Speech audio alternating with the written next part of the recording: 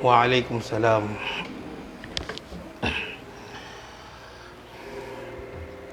A'udzu billahi samiil alim minasyaitonir rajim. Bismillahirrahmanirrahim. Assalamualaikum warahmatullahi wabarakatuh. Alhamdulillahi rabbil alamin.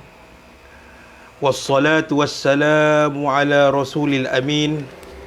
Sayyidina Muhammadin wa ala alihi wa sahbihi ajma'in.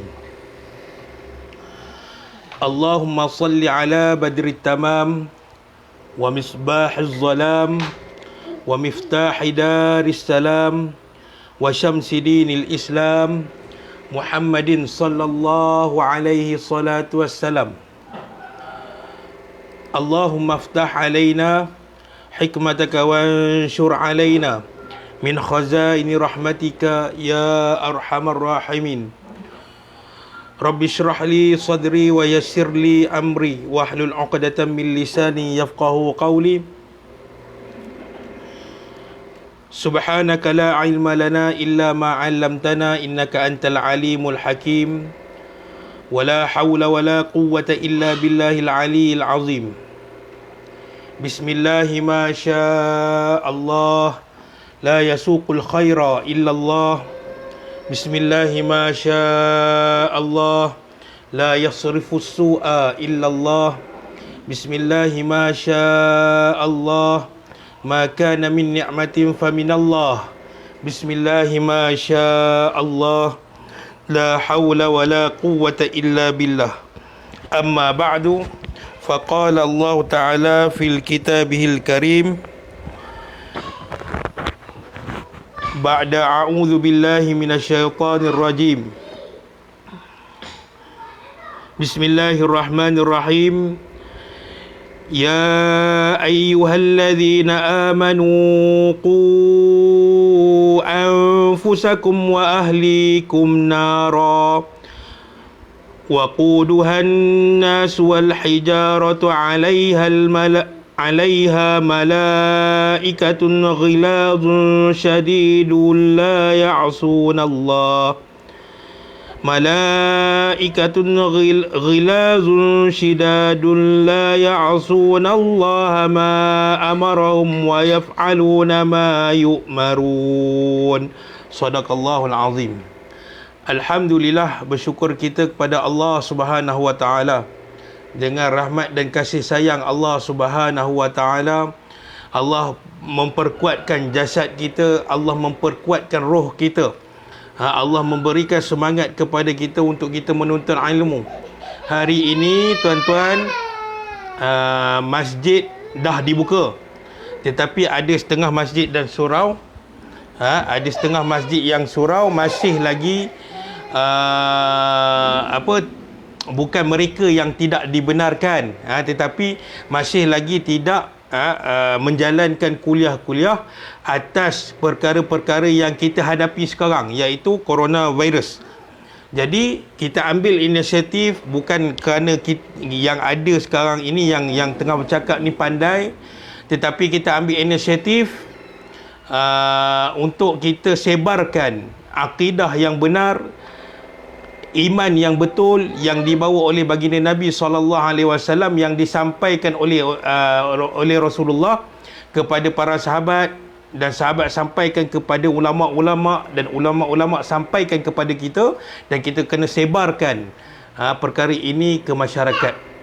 Jadi alhamdulillah, kita patut bersyukur kepada Allah SWT.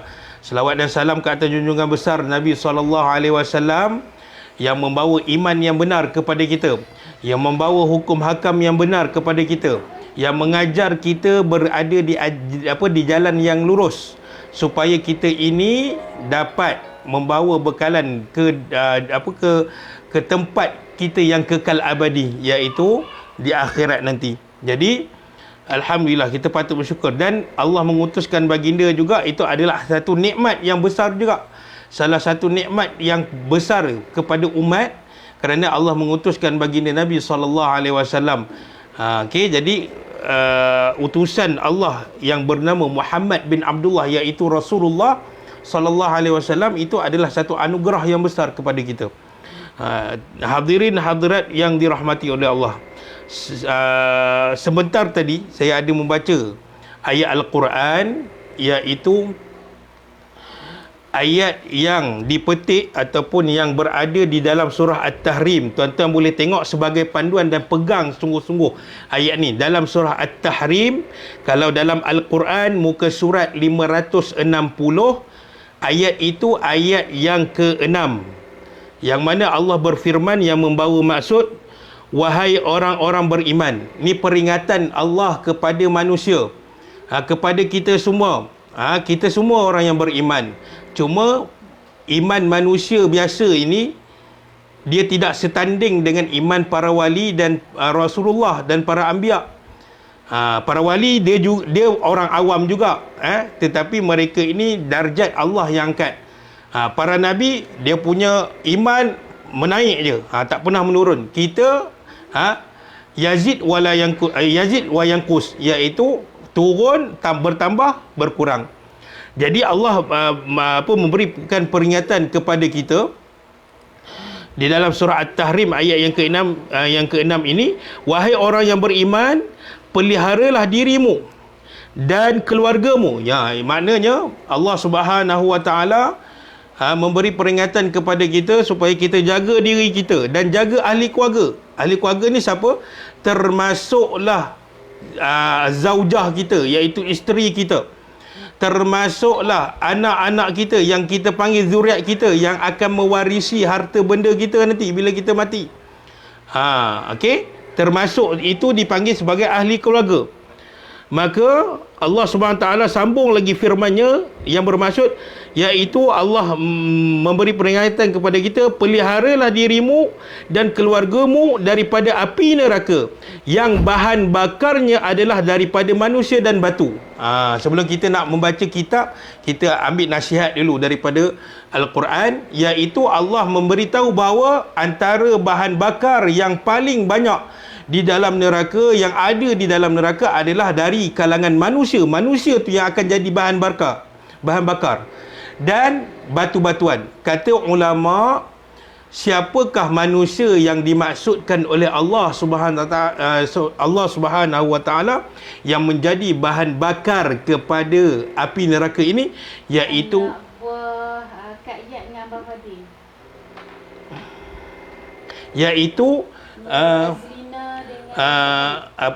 iaitu manusia yang syirik kepada Allah dan dia tidak bertaubat, dan yang kafir kepada Allah Ta'ala, yang non-Muslim, yang mati dia di atas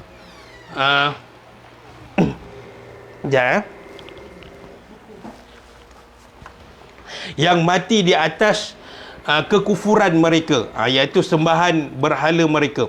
Okey, dan batu-batuan, kata ulama, yang dimasukkan di dalam ayat ini adalah berhala-berhala mereka itu yang kaum-kaum non-Muslim sembah itu, akan juga menjadi bahan bakar mereka. Seperti yang kita tahu, api neraka ini Allah telah membakarnya selama 3,000 tahun dan 3 peringkat, iaitu peringkat yang pertama selama 1,000 tahun, warnanya, kata ulama, warna api neraka itu adalah yang peringkat pertama itu adalah seperti warna api yang terdapat di dunia ini, bahkan lebih dahsyat lagi. Dan peringkat yang kedua, 1,000 tahun yang kedua, warnanya menjadi warna putih, maknanya sangat-sangat panas. Dan peringkat yang ketiga, api neraka ini dibakar sehingga apinya menjadi hitam legam. Maknanya bila mana hitam legam, bila siapa-siapa yang masuk ke dalam neraka, yang kufur kepada Allah Ta'ala, maka tenggelamlah mereka di dalam api neraka, dan kita tidak akan nampak walaupun secebis jasad daripada mereka. Mereka akan tenggelam terus dan tidak akan nampak. Maka pesanan Allah Ta'ala kepada kita, jagalah diri kita dan keluarga kita daripada api neraka yang bahannya daripada kalangan manusia dan batu-batuan. Penjaga-penjaga malaikat yang kasar, ini Allah berikan sifat malaikat yang diperintahkan oleh Allah Ta'ala yang kena jaga neraka ni, yang kasar dan keras, yang tidak derhaka kepada Allah Subhanahu Taala. Tak pernah sekali pun malaikat-malaikat ni, seluruh para malaikat ini derhaka kepada Allah Subhanahu Taala. dan mereka menjalankan apa yang diperintahkan kepada mereka dan selalu mengerjakan apa yang diperintahkan. Mereka sangat ni. Hatta Nabi SAW dalam peristiwa Isra' wal Mi'raj, antara perkara yang Nabi terkejut ketika mana Nabi lalu di hadapan malaikat Malik. Lalu Rasulullah bertanyakan kepada Jibril alaihissalam yang ketika itu bersama dengan Rasulullah, wahai Jibril, siapakah dia tu? Dia tu yang dimaksudkan oleh Rasulullah adalah malaikat Malik. Yang mana aku ni Rasul Allah, dan mukanya sangat bengis. Kata Jibril alaihissalam menjawab kepada soalan Rasulullah, ya Rasulullah, hadza Malik. Dia ini adalah malaikat Malik. Malaikat Malik, yang mana malaikat Malik ini dia sangat-sangat bengis. Allah ciptakan dia sangat-sangat bengis.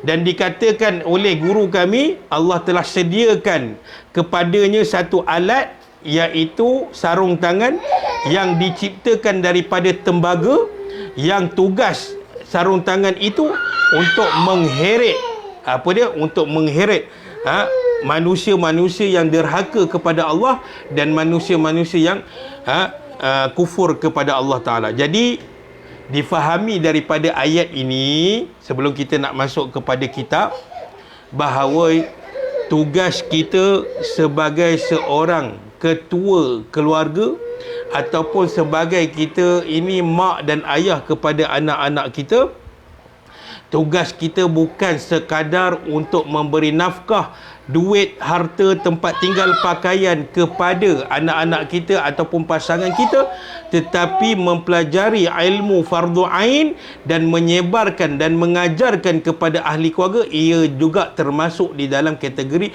memberi nafkah. Wajib kita mengajar mereka supaya amalan dan ibadah yang dilakukan oleh kita dan pasangan kita dan zuriat kita ini diterima oleh Allah Subhanahu Wa Taala. Itu saja. Kalau orang kafir, dia buat perbuatan solat macam orang Islam, tetapi dia tidak beriman, dia tak masuk Islam, dia tak percaya Allah Ta'ala, dia ikut kita, duduk belakang kita, tetap amalan orang kafir itu tidak diterima. Ataupun orang kafir ni rajin sedekah, dia bagi duit beribu-ribu untuk bina masjid, dia memudahkan perjalanan orang Islam dengan cara dia memberi menturap jalan. Contoh, walau banyak mana sekalipun dia buat kebaikan tetapi dia tidak beriman kepada Allah Subhanahu Wa Taala, maka amalan dia tidak diterima. Tetapi kalau orang Islam, orang kafir ini, dia convert masuk Islam,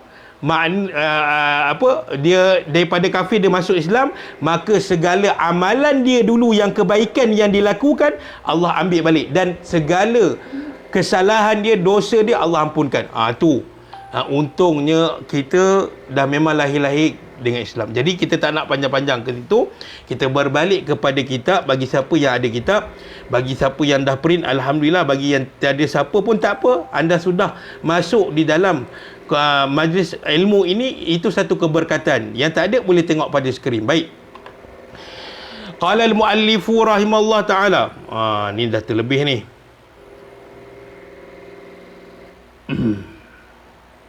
Jelas tak suara? Kalau jelas tolong komen. Ni dah terlebih. Okey.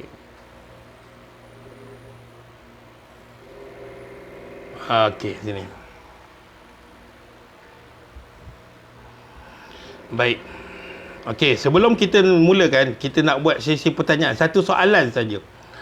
Siapa ingat nama Imam Syafi'i? Nama dia dan bapa dia. Tak payah panjang-panjang. Nama dia bin bapa dia. Siapa boleh jawab? Kalau malu nak buka mic, tulis saja. Siapa ingat nama imam mazhab kita? Kita duk panggil Imam Syafi'i kan? Okey, siapa nama sebenar? Subhan. Betul. Okey, kita ulang. Muhammad bin Idris. Itu nama nama imam mazhab kita dalam fiqh. Okey, dalam fiqh. Jadi Muhammad bin Idris, saya nak sambung sikit lagi tentang Imam Syafi'i sebab kita dah masuk dalam matan bahasa Arab ni. Terima kasih kepada Pandak Romzi Zahari ya. Jadi kita nak masuk kepada ni matan sini. Kita nak tambah sikit ilmu lagi. Qala al-muallifu rahimahullah taala wa masaila fiqhiyatin.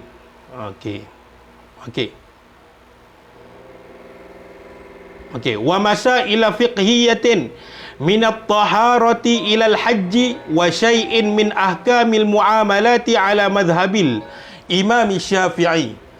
Kata pengarang, dan di dalam kitab ini dia kata apa? Hukum fiqh bermula daripada taharah, kita dah bincang secara ringkas, iaitu bersuci sehinggalah haji, dan beberapa hukum yang berkait dengan muamalat berdasarkan mazhab Imam Syafi'i.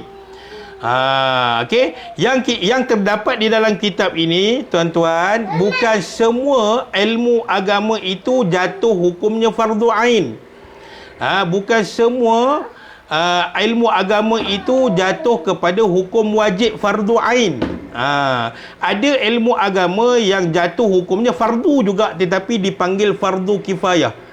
Antaranya adalah yang telah disebut oleh pengarang kitab ini di dalam matan, dalam buku, iaitu wa syai'in min ahkamil muamalati, iaitu maknanya dan beberapa hukum berkaitan dengan muamalat. Muamalat ni apa? Jual belilah. Okey, jual belilah kan. Beli hutang ke, bayar cash ke. Tapi kalau dalam mazhab kita, jual beli nak tak nak kena ada barang dan duit. Maknanya si pembeli bagi barang, si pembeli bagi duit dan penjual tu bagi barang. Pertukaran di situ.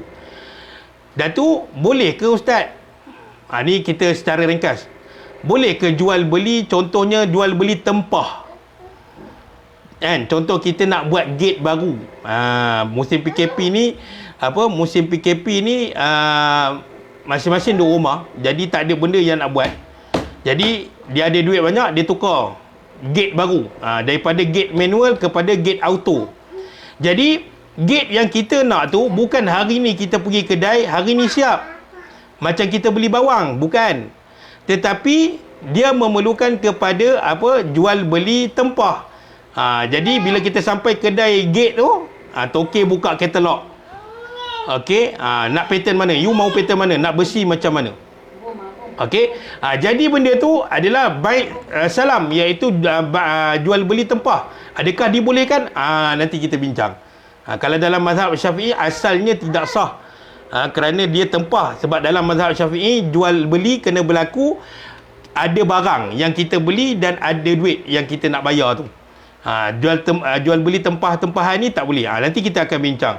Ala mazhab Imam Syafi'i, kita tak tumpu kepada mazhab yang lain. Kita tumpu kepada mazhab Imam Syafi'i. Okey, kita dah nyatakan iaitu nama sebenar Imam Syafi'i iaitu Muhammad bin Idris. Muhammad bin Idris.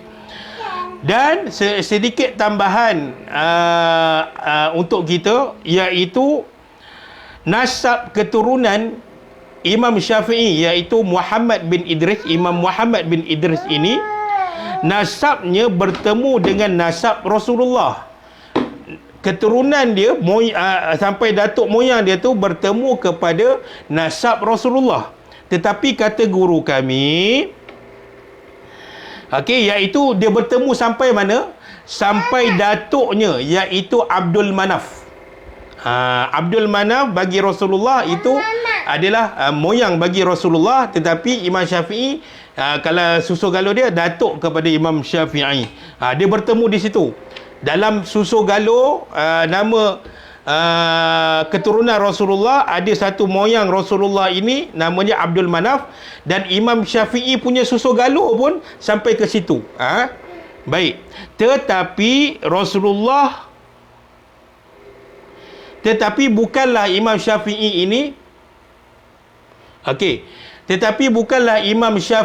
ini dia berasal daripada keturunan Rasulullah.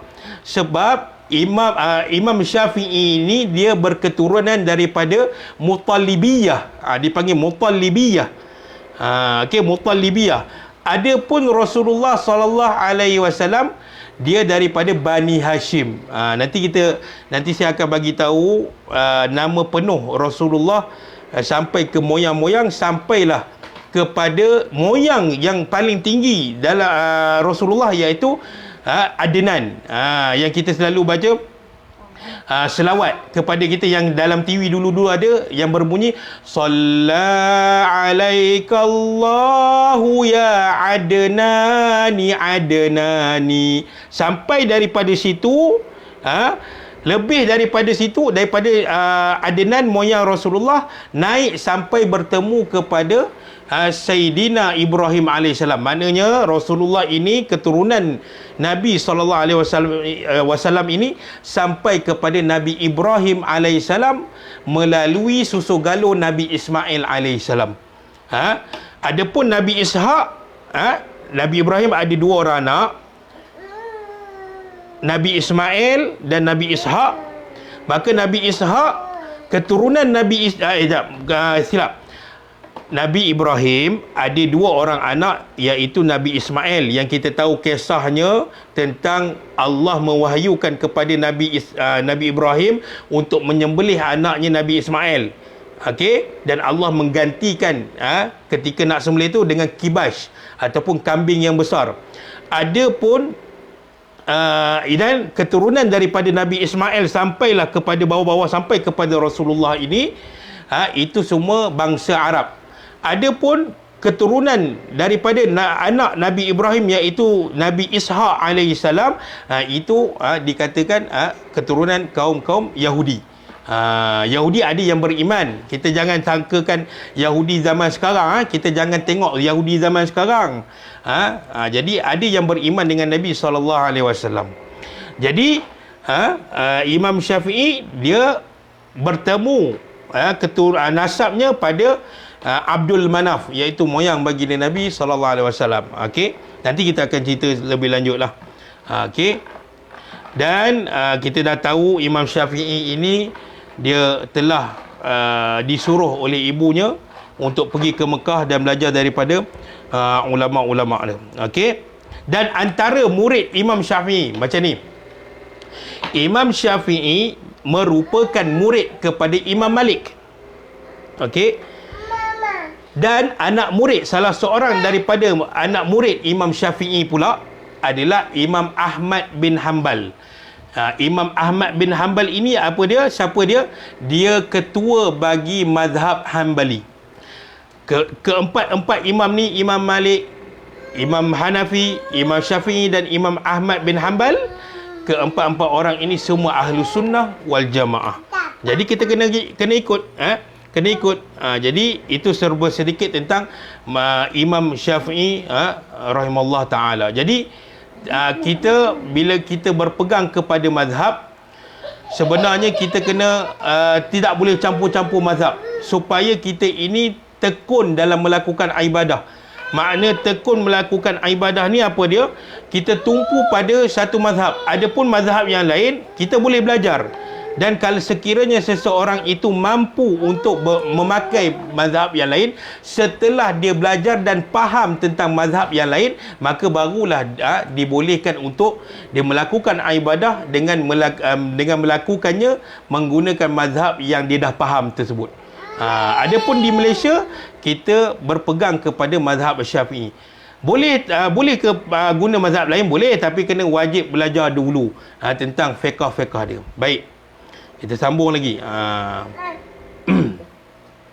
Okey, jadi dalam kitab ini, selain daripada kitab tauhid, iaitu kitab akidah, kita juga belajar tentang taharah sampailah haji, dan sedikit daripada muamalat. Okey, muamalat. Okey.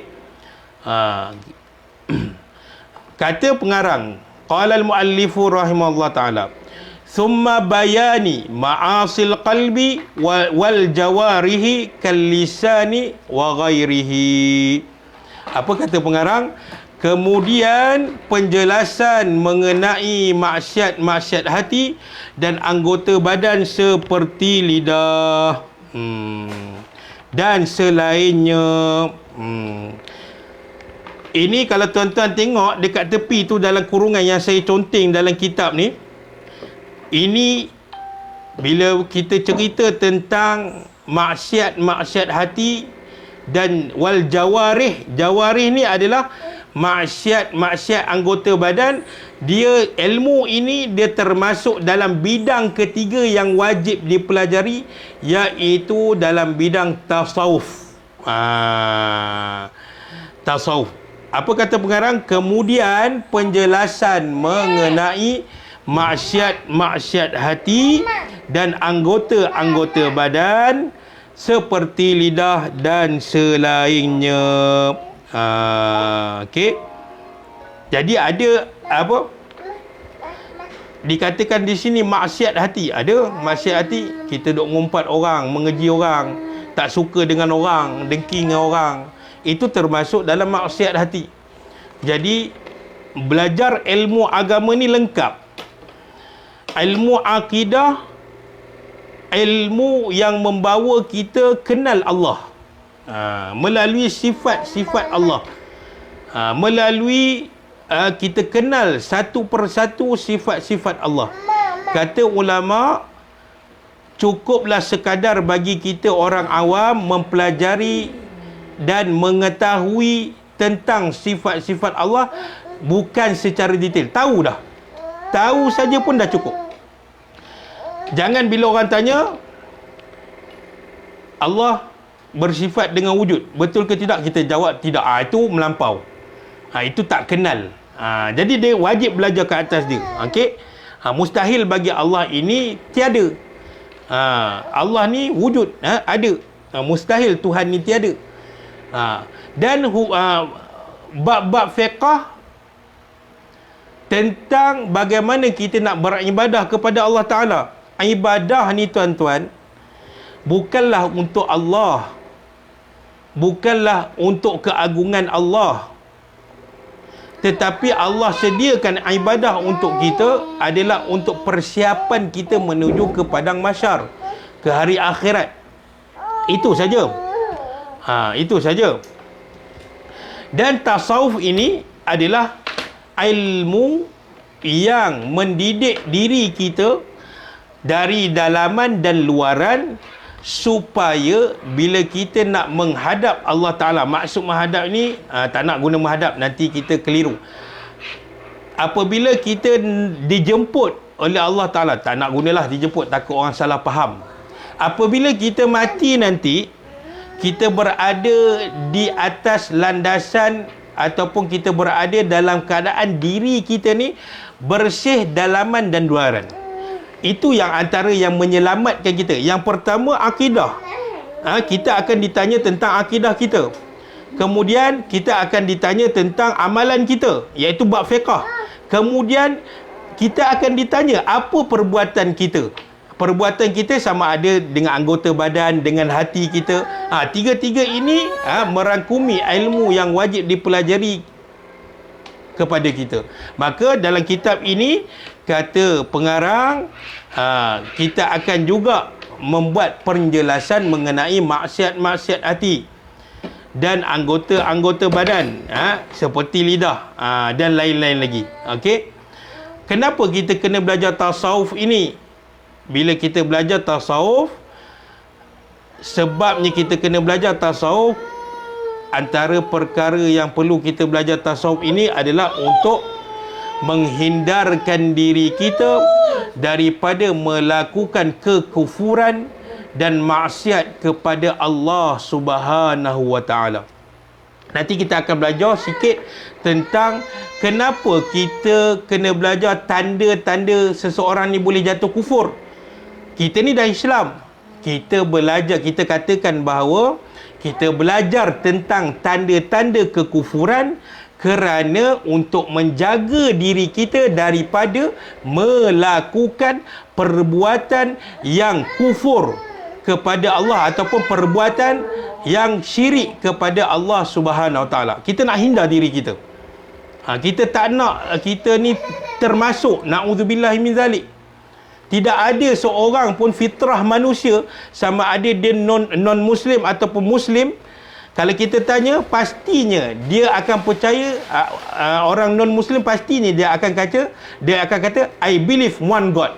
Saya percaya kepada satu Tuhan. Itu fitrah. Tetapi mereka ini kufur kepada Allah dengan mereka mengatakan kami sembah Tuhan yang satu melalui perantaraan patung mereka. Ini satu kesalahan.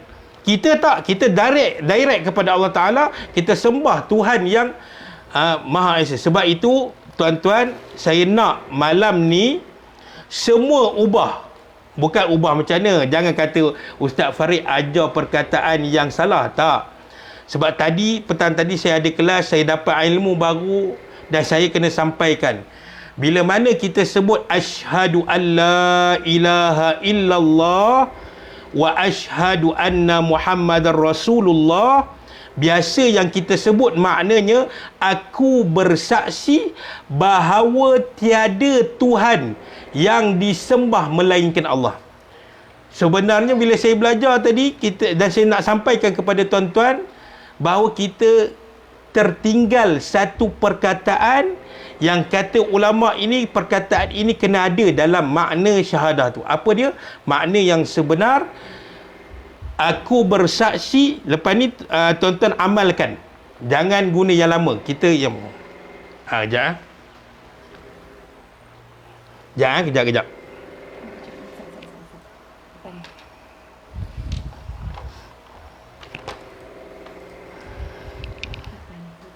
Dah. Mama. Nampaknya. Dia nak cuba cerak ni.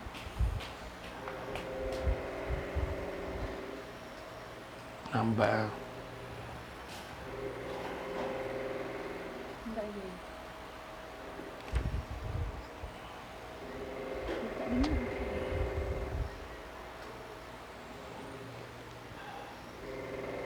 ni. Apa lagi buku lagi?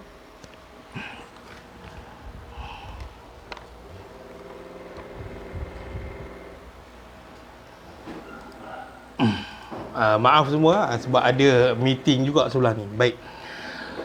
Makna yang sebenar dalam kalimah syahadah itu adalah aku bersaksi bahawa tiada Tuhan yang berhak disembah melainkan Allah. Kena tambah perkataan berhak. Sebab apa? Makna ilah ni apa? Al-ma'bud. Maknanya Tuhan maknanya apa? Yang berhak disembah.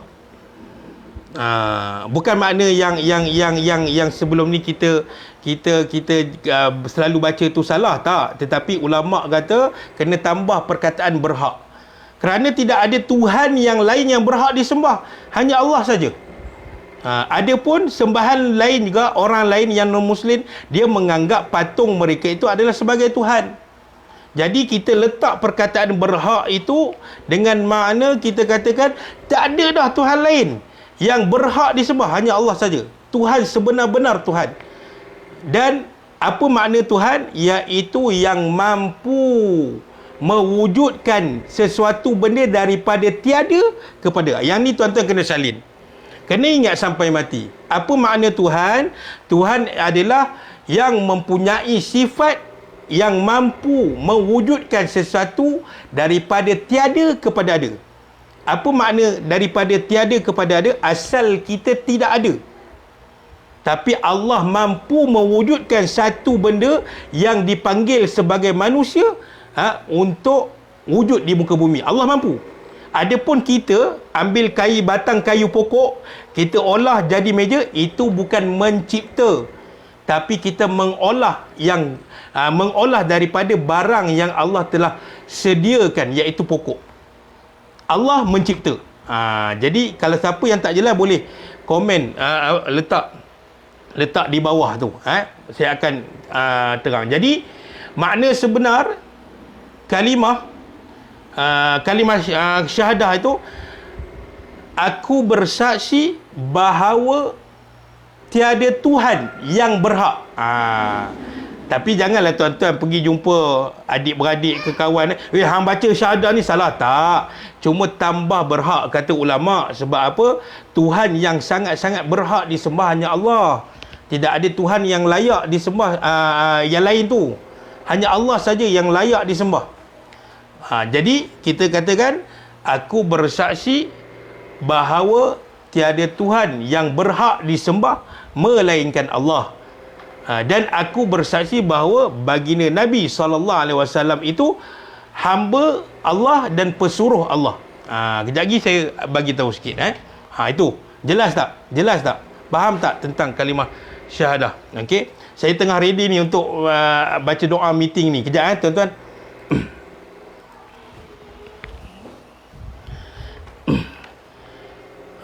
Okey, baik. Kita akhiri dengan bacaan doa. A'udzubillahi minasyaitonirrajim. Bismillahirrahmanirrahim. Alhamdulillahirabbil alamin wassalatu wassalamu ala rasulil amin sayyidina Muhammad wa ala alihi washabihi ajmain.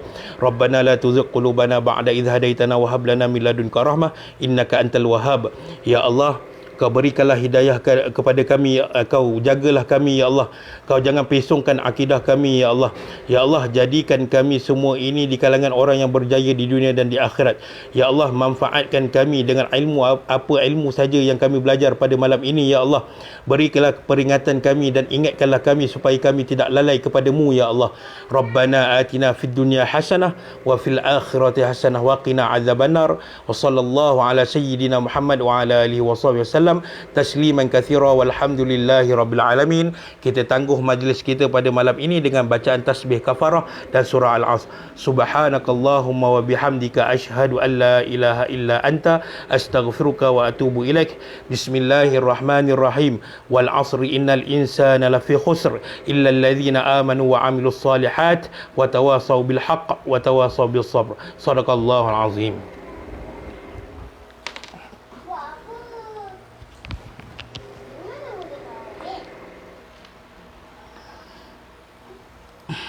Okey, baik. Maaf tuan.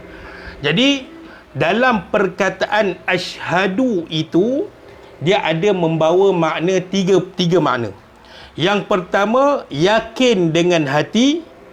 Yang kedua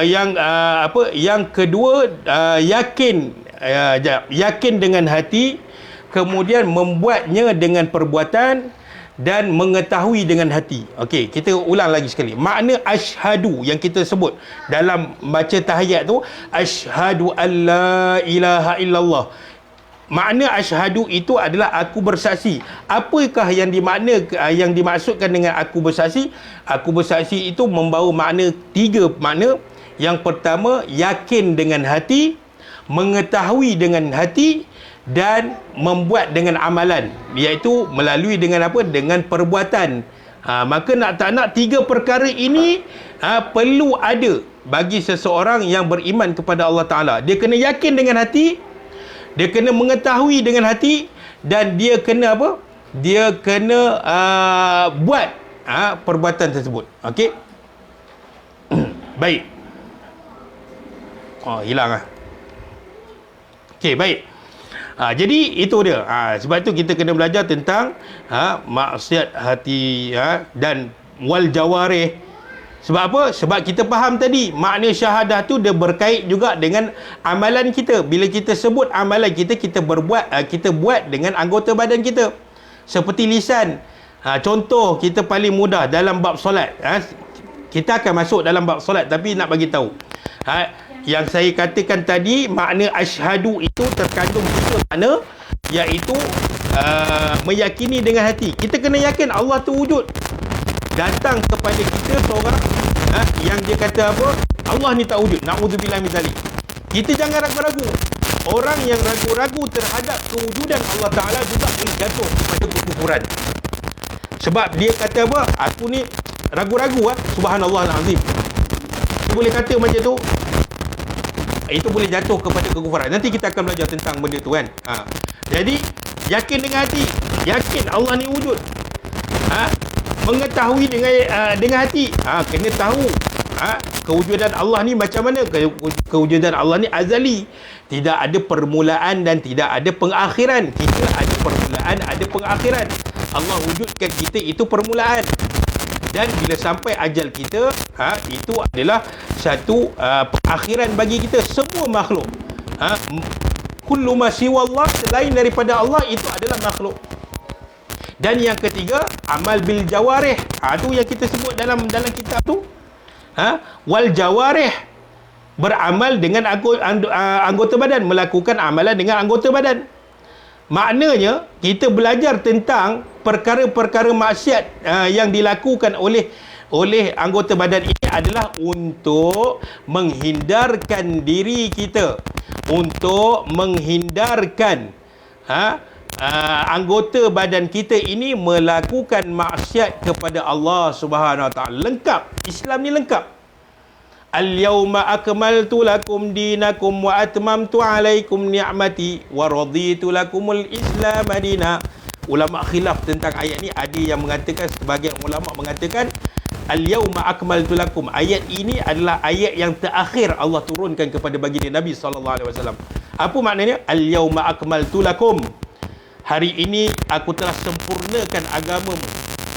Wa atmamtu alaikum, dan aku telah sempurnakan juga. Allah takkidkan, Allah perkuatkan lagi, atmamtu alaikum ni'mati, segala nikmat-nikmat kepada engkau, kepada manusia.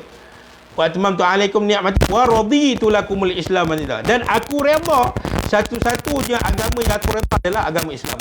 Tidak ada agama lain yang Allah redha. Inna dina indallahil Islam, Allah kata dalam Al-Quran, sesungguhnya agama yang paling aku redha adalah agama Islam. Jadi wajib kita belajar. Okey, baik, sikit lagi mata yang panjang ni sikit, saya baca ringkas saja. Al-aslu li ba'dil fuqaha al-hadramiyina wa huwa Abdullah ibnu Husain bin Tahir, thumma dhummina ziyadatin kathiratan min nafaidil masail ma'a hadfi ma zakarahu fi at-tasawwuf wa at-taghyir li ba'dil ibarat mimma la yuaddi ila khilafil mawdu'. Yang mana kita nak belajar nanti dalam kitab ini adalah ringkasan yang Syekh Abdullah telah ringkaskan, yang mana pengarang kitab ini ambil daripada kitab asalnya, iaitu apa dia kata pengarang? Asal kitab ini adalah karya ulama fiqh yang berasal daripada Hadramaut. Hadramaut ini adalah salah satu negara yang dipanggil bumi Syam. Nabi pernah bersabda dalam hadis Nabi SAW, yang Nabi doakan tentang negara Yaman. Okay. Dia termasuk dalam negara Syam. Okay. Dan yang mana kita asalnya, Hadramaut ni negara Yaman, satu daerah daripada negara Yaman, yang mana kita asalnya daripada yang dikarang oleh Abdullah bin Husain bin Tahir. Ini keturunan Rasulullah, Habib Abdullah bin Husain bin Tahir. Kemudian dilengkapkan dengan tambahan yang banyak, terdiri daripada himpunan masalah-masalah yang penting, yang meninggalkan beberapa perkara yang telah disebut dalam perbahasan tasawuf dari kitab asal yang bernama Sulamut Taufiq. Kalau tuan-tuan boleh tengok skrin yang pada saya tunjuk. Ini antara kitab. Tak apalah, kalau tak nampak, minggu depan saya snap, saya paparkan dekat tuan-tuan kitab asal. Ini kitab asal. Kalau tak nampak, maaf lah. Nanti saya snap, saya paparkan minggu depan. Kitab asal bahasa Arab, kitab fiqh, kitab fiqh bahasa Arab yang berasal daripada Hadramaut. Okey. Serta sedikit perubahan terhadap beberapa ibarat tanpa membawa kepada perubahan pada tajuk yang utama. Hebatnya pengarang kitab ini yang ada pada tuan-tuan, yang ada di depan tuan-tuan ini. Pengarang, kalau kita tengok penulis-penulis yang profesional di negara kita, kebanyakan di antara penulis-penulis karya-karya ni, mereka hanya mampu meringkaskan buku sahaja. Tetapi pengarang kitab ini, dia bukan hanya mampu meringkaskan daripada kitab asal. Kitab asalnya kitab apa? Okey, dan ada tasawuf sedikit, dan ada sedikit bab akidah. Bukan saja hebat meringkaskan kitab Arab tersebut.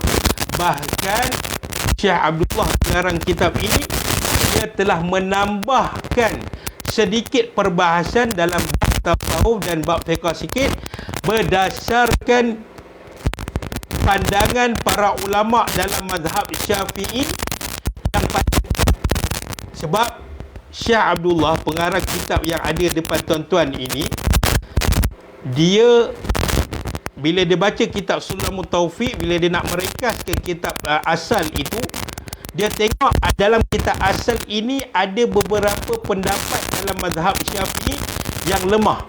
Jadi dia keluarkan perbahasan yang lemah itu dan dia masukkan dalam kitab yang ada pada tuan-tuan ini dengan pandangan para ulama yang kuat dalam mazhab Syafi'i. Boleh faham ke tuan-tuan ayat saya ni? Maknanya Syekh Abdullah pengarang kitab yang ada di depan tuan-tuan sekarang ni, dia buang pandangan perbahasan ataupun khilaf ulama yang bukan dhaif, yang macam mana nak cakap, yang lemah. Dia buang yang lemah, dia tambah dalam kitab ini dengan perbahasan ulama dalam mazhab Syafi'i, pandangan-pandangan ulama mazhab Syafi'i yang kuat. Kita tahu dalam mazhab Syafi'i ini ada qaul, pendapat yang lemah, ada pendapat yang kuat. Okey, jadi insya-Allah saya tak nak ambil masa yang lama tuan-tuan. Setakat itu saja untuk malam ni. Tapi saya tengok tadi di ruang mesej ada soalan. Ustaz, kalau pembelian dalam talian perlu juga ke akad? Ya, perlu juga akad. Contoh, bila kita beli di Shopee ataupun Lazada, pastinya yang iklankan barang tu dia ada syarikat ataupun ada kedai. Jadi kita kadang bila kita nak beli tu kan, kita tekan button ataupun butang WhatsApp. Jadi bila kita tekan WhatsApp tu, kita akan berinteraksi dengan orang yang kita akan berinteraksi dengan penjual tu kan. Maknanya bila kita dapat barang, kita buat pembayaran, kita kena buat voicemail ataupun dengan cara kita mesej bahawa dengan saya dah dapat barang, saya beli barang ini dengan harga yang saya transferkan kepada anda. Kena berlaku akad. Kena berlaku akad. Baru sah jual beli tersebut. Tetapi sebahagian dalam perkara muamalah ini, dia bukanlah jatuh fardu ain, dia fardu kifayah. Kita kena faham di situ. Tapi bila kita berlakunya ke atas kita jual beli, kita kena akad. Itu salah satu perkara yang terdapat di dalam mazhab Syafi'i dalam bab muamalat. Ada. Tuan, jangan panggil tuan guru, bukan tuan guru, saya kongsi saja. Kalau nak beli kitab tu, ada jual ke? Ada. Okey, ada. Okey. Baik, untuk malam ni sekadar tu dahulu. Ada tak persoalan yang timbul? Saya nak tengok dekat Facebook. Ilmu tauhid untuk membandu hati kita qasad beriman kepada Allah Ta'ala. Betul. Ilmu tauhid ni adalah untuk menguatkan rohani kita supaya kenal Allah Subhanahu Wa Ta'ala. Apa kata Imam Hanafi, dan ada yang mengatakan Imam Ghazali mengatakan, la tasihul ibadah illa ba'da ma'rifatil ma'bud. Kata ulama, tidak sah ibadah seseorang itu melainkan setelah dia kenal Allah. Contoh, kita ada kawan kita yang non-Muslim. Dia suka kepada gaya hidup Islam. Sehingga kan kita pergi masjid, dia duduk di luar beranda ataupun beranda masjid. Senyap-senyap dia ikut perbuatan solat imam. Walaupun dia non-Muslim. Maka perbuatan solat yang kawan kita buat itu tidak diterima oleh Allah Subhanahu Wa Taala. Kerana apa? Kerana dia tidak beriman kepada Allah Taala. Senang je. Orang non-Muslim nak beriman kepada Allah Taala ini tak perlu setengah dulu-dululah. Ada cerita dulu-dulu yang sampai kepada saya, dia macam lawak lah sikit kan. Ada seorang non-Muslim nak masuk Islam. Dia jumpa dengan seorang ustaz ni. Ustaz dia tanya dekat ustaz ni, "Ustaz, saya dah memang confirm nak masuk Islam. Tak ada orang yang paksa saya yang masuk Islam. Dan bukan kerana paksaan, bukan kerana saya sendiri. Saya sendiri yang nak masuk Islam." Maka dia tanya, "Ustaz, Dato' kalau saya nak masuk Islam ni, apa perkara pertama yang dia buat? Yang kena saya buat?"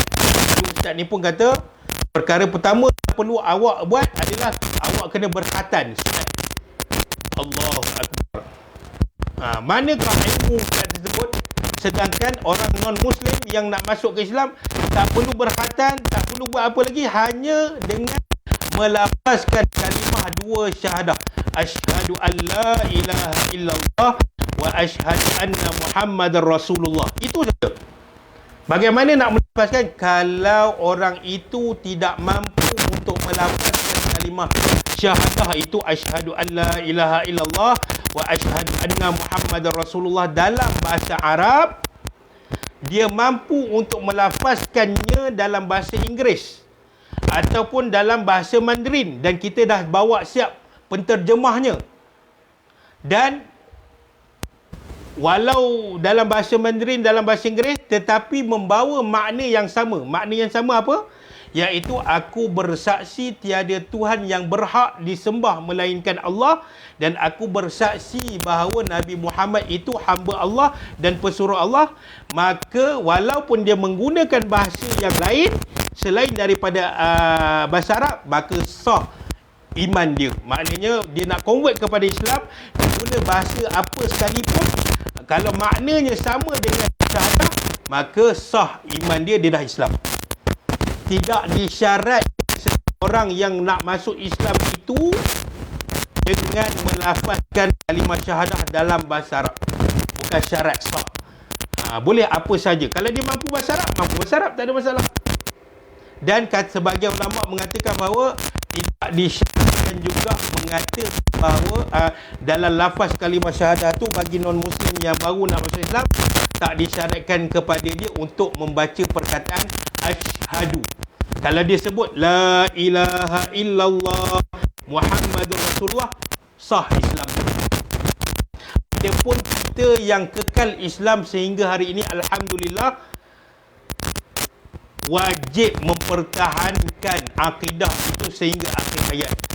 Barang siapa yang kufur kepada Allah Ta'ala, kita baca surah At-Tahrim mula-mula tadi, maka bahan bakarnya di dalam neraka adalah orang yang syirik dan kufur kepada Allah Ta'ala dan batu-batuan yang menjadi sembahan mereka. Subhanallahil azim. Jadi itu sedikit penjelasan. Okey. Terima kasih saudara Azwan di Facebook. Okey. Ada lagi tak persoalan? Ada lagi tak persoalan? Kalau tak ada, setakat itu saja yang dapat saya kongsikan. Tak nak ambil lama-lama. Mohon maaf sekiranya ada terkasar bahasa ataupun bahasa yang tidak difahami. Mohon maaf, dan boleh bagi tahu mesej dalam grup. Siapa yang tak ada dalam grup kelas, boleh bagi tahu, boleh WhatsApp. Boleh saya masukkan dalam grup kelas supaya kita tahu info kelas. Okey. Okey. Dan mohon maaf mengambil masa tuan-tuan yang agak lama. Jadi insya-Allah kita bertemu di minggu hadapan kalau tak ada halangan, insya-Allah. Dan kita akhiri dengan bacaan doa. A'udzubillahi samii'il 'aliim minasyaitonir rajim. Bismillahirrahmanirrahim. Alhamdulillahirabbil alamin. Wassalatu wassalamu ala rasulillah sayyidina Muhammadin wa ala alihi wa sahbihi ajma'in. Ya Allah, kami bersyukur kepadamu ya Allah, pada malam ini engkau telah kuatkan semangat kami ya Allah untuk mempelajari sebahagian daripada ilmu-Mu ya Allah, dan mempelajari ilmu fardu ain yang wajib ke atas kami semua untuk pelajari ya Allah. Ya Allah, berdasarkan surah Tahrim tadi ya Allah, dengan asbab kami mempelajari ilmu fardu ain ya Allah, selamatkanlah kami, selamatkanlah pasangan kami, selamatkanlah zuriat kami, dan selamatkanlah ahli keluarga kami daripada dijilat api neraka, ya Allah. Kami takut dengan azab-Mu, ya Allah, dan kami berharap kepadamu, ya Allah, supaya Engkau ampunkan dosa-dosa kami dengan asbab kami mempelajari ilmu para ulama yang sampai sanadnya kepada baginda Nabi SAW. Ya Allah, luruskanlah jalan kami, tetapkanlah iman kami, jangan Engkau pensongkan setelah Engkau memberikan hidayah kepada kami. Rabbana atina fid dunya hasanah wa fil akhirati hasanah wa qina azabannar. Walhamdulillahi rabbil alamin. Jadi sekadar itu daripada saya. Assalamualaikum warahmatullahi wabarakatuh.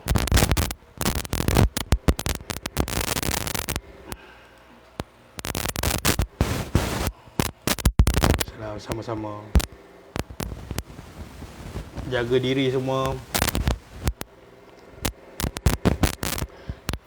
Wassalam. Terima kasih semua.